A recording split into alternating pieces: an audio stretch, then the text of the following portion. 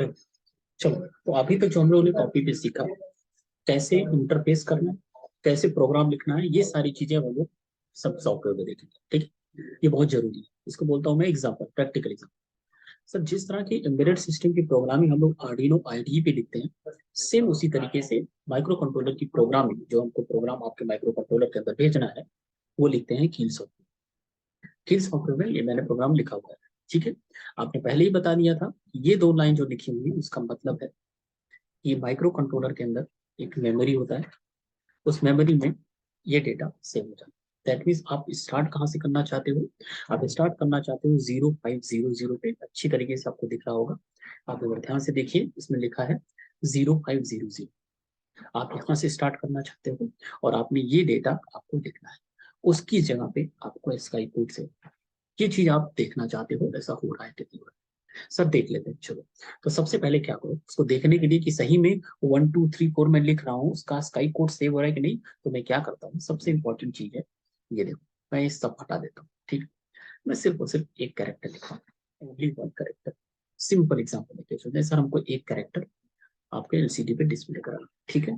अच्छा, तो मैं तुझे देखना है सर कि ये जो एलसीडी का आपका कैरेक्टर है, ये सही में वहां पे 0500 पे सेव हो रहा है कि नहीं। तो सबसे पहले मैं क्या करूंगा, एग्जीक्यूट करा दूंगा।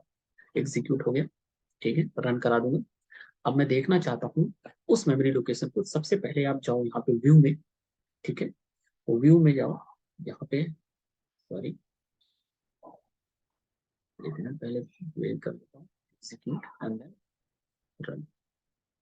ठीक है, ये सर नाउ, सर सब फर्स्ट ऑफ ऑल सर एक काम करो, आप पहले व्यू में जाओ। यहाँ पे एक विंडो आएगी, मेमोरी विंडो।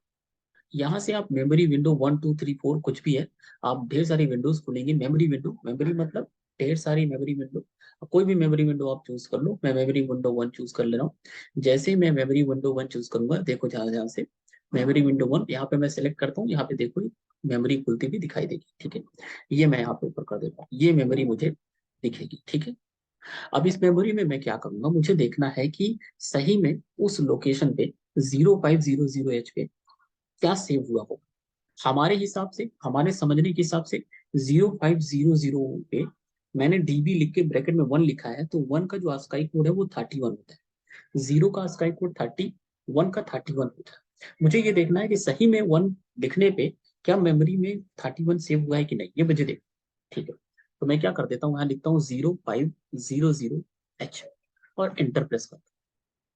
देखो, जैसे मैंने इंटर प्रेस किया, अगर आप देखोगे इस लोकेशन पे आपको ये दिख रहा होगा 31। बाकी ये जो वैल्यूज आपको दिख रही है ना, वो वैल्यूज हैं आपकी गार्बेज वैल्यू। ठीक, ओके। सर नहीं, आपकी बात मुझे थोड़ा मन समझ नहीं आ रही। मैं ये देखना चाहता हूँ कि सही में 1 2 3 4 लिखता हूँ, देखता हूँ ये जो था आपने बोला ना कि 0 से लेके 9 तक 30 31 32 33 34 स्पेस स्पेस स्पेस सेलेक्ट होगा। मैं देखना चाहता हूँ क्या ऐसा वहां चेंजेस आते हैं। ठीक है, एक काम करता हूँ, मैं यहाँ लिख लेता हूँ 0, और इसके बाद यहाँ लिखता हूँ 1 2 3 4 5 6 7 8 9, और फिर मैं लिख लेता हूँ कैपिटल लेटर ए। फिर देखता हूँ, अब मैंने यहाँ पे देखो कितने करेक्टर लिए, मैंने 0 से 9 10 और ए 11। दैट मीन्स 11 मेमोरी लोकेशन का कंटेंट मैंने रख लिया। मैं चाहता हूँ ये देखना कि कैसा ही में ये स्काई कोड वहां पे स्टोर हो जा रहा है कि नहीं। ये लाइन लिखने पे, ये दोनों लाइन लिखने पे क्या सही में स्काई कोड वहां पे आ रहा है कि नहीं आ रहा है, क्योंकि यही स्काई कोड आपके वहां पे जाएंगे। ठीक है, ओके। अगेन वही प्रोसीजर है, सेम प्रोसीजर है। अब इसको ना आपने चेंज किया, तो आप एक काम करिए, रीबिल्ड करिए, डिबग करिए, और इसके बाद एग्जीक्यूट कर दीजिए। एग्जीक्यूट करेंगे और एग्जीक्यूट, एग्जीक्यूट करने के बाद अब जरा ध्यान से देखना, यहाँ पे हम लोग देखते हैं 05, ये देखो, देखा 0500 पे जैसे तो मेमोरी लोकेशन देखोगे, जरा देखो ध्यान से, मेमोरी लोकेशन 30 31 32, ये मतलब 0 0500, ये है 0501। मैं कॉन्सिक्यूटिव मेमोरी लोकेशन पे 30 31 32 33 34 35 36 37 38 39, एंड देन देखो ए के लिए कितना सेव हुआ है, 41। इसके बाद सारी वैल्यू गायब। दैट मीन सर, जो भी आप यहाँ लिखते हो उसके अकॉर्डिंगली उसका अस्काई कोड उस मेमोरी लोकेशन पे ऑलरेडी जाके सेव हो जाता है। तो ये दोनों लाइन बहुत इंपॉर्टेंट है, क्योंकि जब आप डेटा भेजते हो ना, जब डेटा भेजोगे तो वो डेटा के रूप में 1 2 3 4 नहीं जाएगा, उसका ASCII कोड ही जाएगा, और बाइट बाई बाइट उसका ASCII कोड आपके एलसीडी पे दिखने लगेगा। सबसे पहली चीज आपने दिखा भी दी प्रैक्टिकल में करके। फिर वही आपने देखा, देखिए यहाँ पे क्या लिखा, वही सेम लाइन आपने लिखी, DPTR डेटा पॉइंटर रजिस्टर को आपने सेट किया किस पे, 0500 पे। क्यों? क्योंकि आपने वो डेटा यहीं पे स्टोर किया। सर वो डेटा यहाँ स्टोर नहीं करना चाहता, मैं वो डेटा कहीं और स्टोर करना चाहता हूँ, फॉर एग्जाम्पल 0300। तो याद रखना आपको यहाँ पे डेटा पॉइंटर रजिस्टर को भी 0.0300 ही करना पड़ेगा। डेटा पॉइंटर रजिस्टर वही से हुआ जहां से आपने प्रोग्राम लिखना स्टार्ट किया। तो फॉर द टाइम भी हम लोग 5 लेके ही चलते हैं, कोई प्रॉब्लम नहीं है, 5। ठीक है, अब बात आती है, सर आपने पहले ही समझाया था 5 कमांड देने होंगे एलसीडी के लिए, 38H का, 0FH का, 06, 01 और 80H। पहला सेलेक्ट करेगा, दूसरा ऑन करेगा, तीसरा क्लियर करेगा, और चौथा आपके कर्सर को इंक्रीमेंट करेगा, और पांचवा और लास्ट आपके कर्सर को फाइनली पोजीशन पे, इनिशियल पोजीशन पे कर देगा। ये 5 कमांड करोगे, उसके बाद ही आप डेटा भेज सकते हैं। ठीक है, चलिए सर, यहाँ पे डेटा अगर आप देखो ध्यान से तो 10 कैरेक्टर है सर। 0 से लेके 9 तक, मतलब मैं बोल देता हूँ 1 से लेके 9 तक मतलब 8, और टोटल A को लेके 9 कैरेक्टर, टोटल 9 कैरेक्टर आपको भेजने हैं। तो 9 बाइट ऑफ इंफॉर्मेशन आपको भेजनी है। ठीक है, ये याद रखना कितनी बाइट होगी, क्योंकि हम लोग यूज करेंगे वहां पे जब आप लोग R7 और R0 को यूज करते हैं। ठीक है सर, कोई प्रॉब्लम नहीं। आपने देखिए सेम किया, ये एक्यूमुलेटर वाला भेजा, एक्यूमुलेटर से फिर देखिए आपने ये लाइन लिखी, तो पोर्ट नंबर 2 पे भेज दिया। पोर्ट नंबर 2 पे भेजने के बाद आपने सबसे पहले बात समझता है ये कमांड है, तो आपने उसको क्लियर करके भेजा है। फिर इसके बाद ये है आपका राइट करने वाला, आपने उसको भी क्लियर कर दिया, और उसके बाद आपने इनेबल पिन को सबसे पहले सेट किया, उसके बाद तुरंत उसको लो कर दिया। ये आपका पहला कमांड चला गया। सिमिलरली आप दूसरा कमांड भी भेजोगे, दूसरा कमांड है आपका 0F।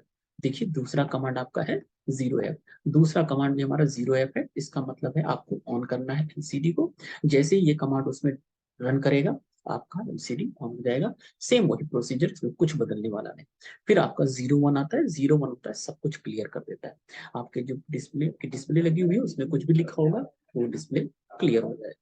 ठीक है, सेम प्रोसीजर। फिर आप लास्ट में 06 भेजोगे, 06 मतलब है आप कर्सर आप ऐसे ऐसे राइट टू लेफ्ट मूव करना चाहते हो, क्लियर। और उसमें लास्ट है 80H, आपका जो कर्सर है फाइनल इनिशियल पोजीशन पे आ जाएगा। ठीक है, अब बात आती है सर ये वाली लाइन, ये वाली लाइन पे तो आपको इंपॉर्टेंट अब समझ में आ गया होगा, पिछला लेक्चर अगर देखा होगा तो समझ में आ गया होगा। देखो R70 लिखा है, नहीं सर, आप अगर ध्यान से देखो आपने कितनी करेक्टर भेजने थे, 1 से लेके 9 और 1 10।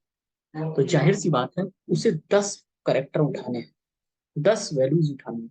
तो R7 को सर 4 मत सेट करो, इसको सेट करो 1, तभी ये होगा। और आपने देखो ध्यान से इसमें मूव अगेन नहीं लगाया है, आप अगर मुगेन लगा सकते हो ये सेट कर दो 10। उसके बाद R0 को आपको अच्छी तरीके से पता है 0 0 करते हैं, और R0 के कंटेंट को A में भेज देते हैं, सिंपल। उसके बाद आइए आप लाइन में, ये है आप लिखते हैं लूप। अब लूप में एक प्रोग्राम लिखते हैं, अगेन में ये पूरा पूरा प्रोग्राम है, मतलब अगेन में ये पूरा प्रोग्राम है। सबसे पहले आपको क्या करना है, अक्यूमुलेटर में क्या भेजना है, @A plus DPTR data pointer register start हो रहा है 0500 से, और अक्यूमुलेटर जो @एक्यूमुलेटर है उसमें जो कंटेंट है वो इनिशियल 00। उन सारे के कंटेंट के आपको अक्यूमुलेटर में चला गया। और अक्यूमुलेटर में अगर आप देखो ध्यान से, तो अक्यूमुलेटर में जो ASCII कोड आ रहा है वो किसका आ रहा है, वो आ रहा है पहले करेक्टर का, 1 का।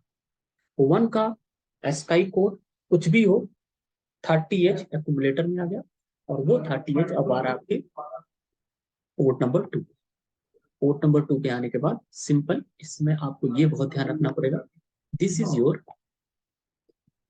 Register select, this is your register select. This time register select की वैल्यू 1, दैट मीन सेट किया गया।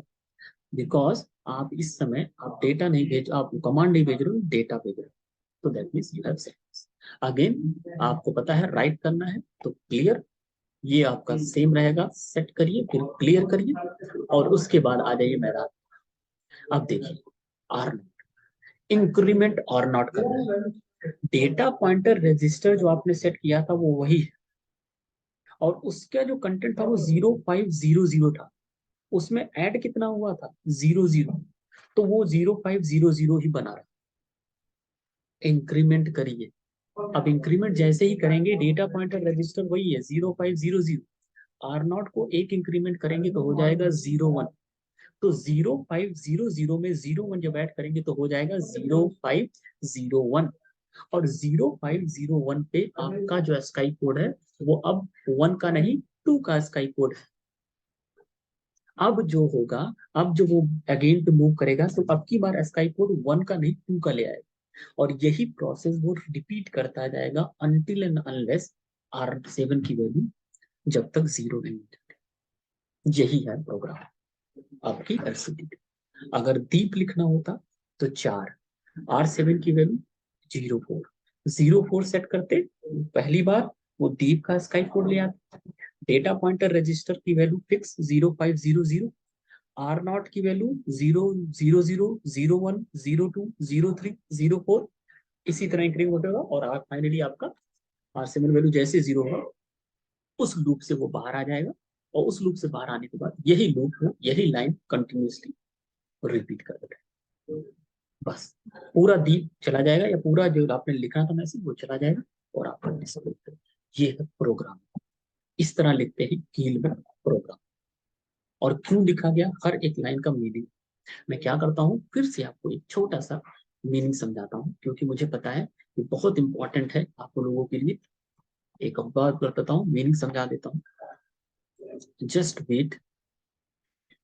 प्यारा सा मीनिंग, एक बार और रिपीट करता हूँ क्योंकि लास्ट टाइम है। अच्छा, आप जरा ध्यान से देखिए।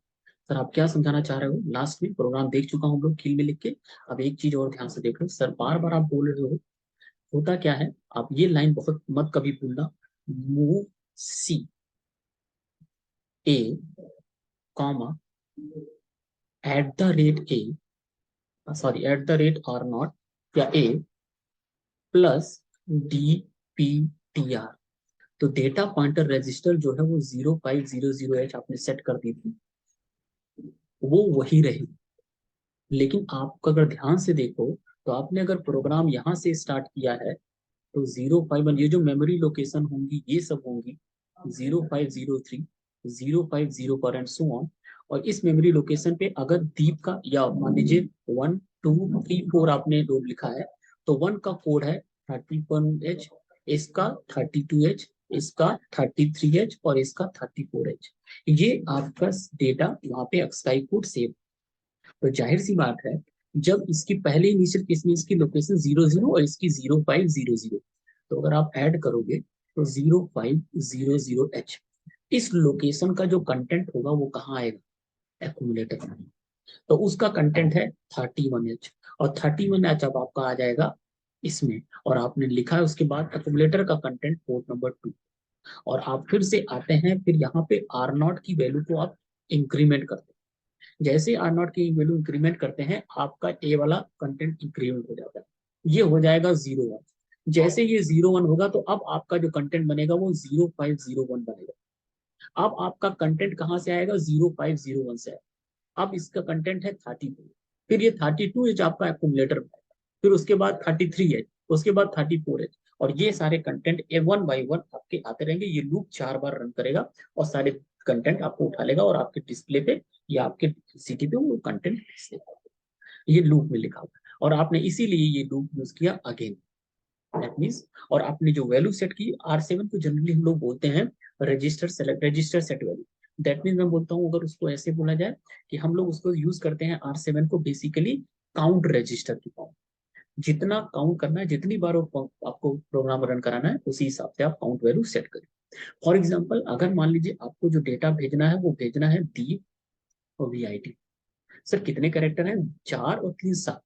तो जब 7 कैरेक्टर है तो आप जो R7 रजिस्टर को इनिशियलाइज कर रहे थे ना, वो अब 07H से करें, और उसके बाद ये प्रोग्राम चेंज होने वाला नहीं, ये प्रोग्राम वही रहने दीजिए, ये बदलेगा नहीं, क्योंकि इसमें वही हो रहा है। वो कुछ हो नहीं रहा है, इंक्रीमेंट करेगा, पहले 00 से उठाएगा, फिर 01 02 03 04 05, और ये प्रोग्राम 7 बार एग्जीक्यूट होगा।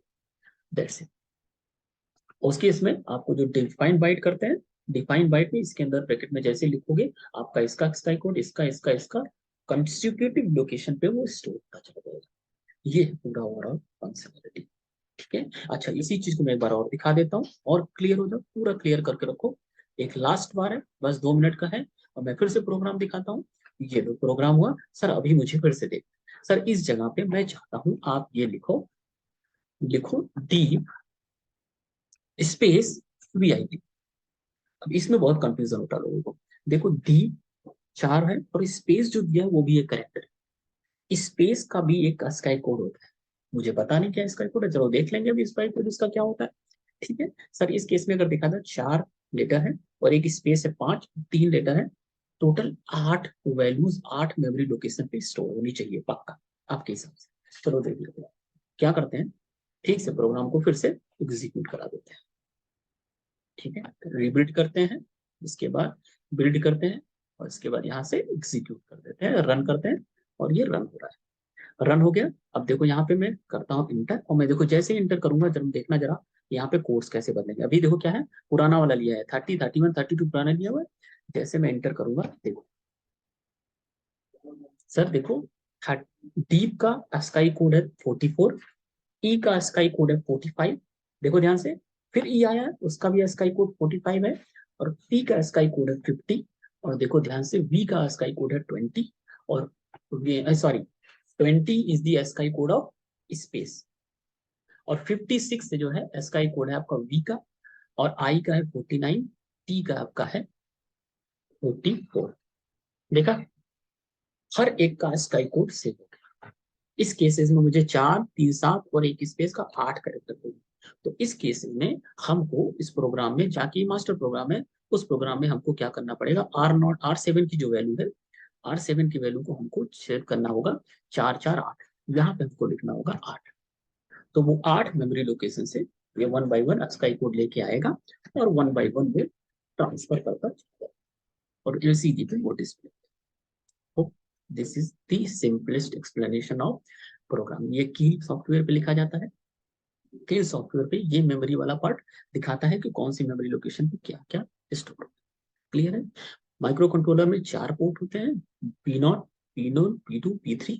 हम लोग P2 यूज करते हैं डिवाइस कनेक्शन के लिए, एलईडी कनेक्ट करना है, कुछ भी कनेक्ट करना है, पोर्ट नंबर 2 से पहले कनेक्ट करना, इसके बाद कोई पोर्ट नहीं होगा। पोर्ट नंबर 3 मत यूज करना, क्योंकि उसमें टाइमर से रिलेटेड इंफॉर्मेशन हम लोग जोड़े रहते हैं, टाइमर कनेक्ट करते हैं जनरली, इसलिए यूज मत करना। क्लियर। तो ये है simplest explanation of the interfacing of 8051 with the LCD by using Kill software। ये है lab part. Clear. Tata bye bye, good night. Hope जो भी ना समझाए फिर से पूछ लेना, मैं फिर से समझा दूंगा। क्लियर। बाय।